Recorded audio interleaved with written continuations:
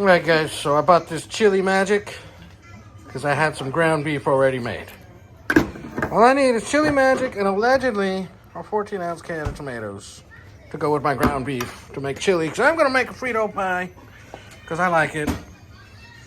Let's see what happens. A little more juice than I want, but I guess I could drain some out. Oh, I got a slotted spoon, see. We'll take care of that problem. Tastes pretty good though. I will say that. So I had a pound of ground beef, for a little more probably, I don't know, whatever was left from the tacos. A can of chili magic. I got the regular one at the campfire, so it's not so hot and spicy. But I will add some Tabasco to this one. And then a can of diced tomatoes. It said chili ready.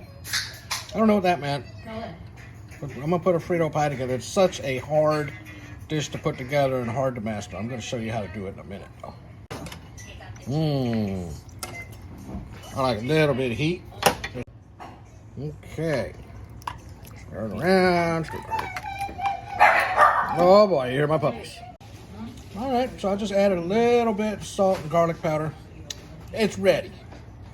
So I'm just gonna let it simmer here a little bit and I'll come back. Alright. This is a complex recipe, guys.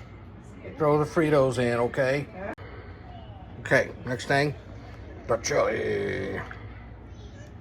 You know what? I need some onions. Look at that.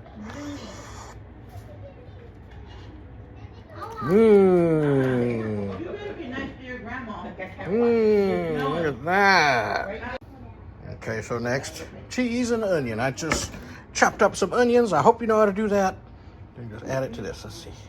Okay, there you go. Finished product. You may not like onions. I do. I guess you could throw other stuff on there. I've seen other people put jalapenos and things, but this is for me. Thank you. I hope you learned how to make this very complex recipe. All right, taste test, taste test.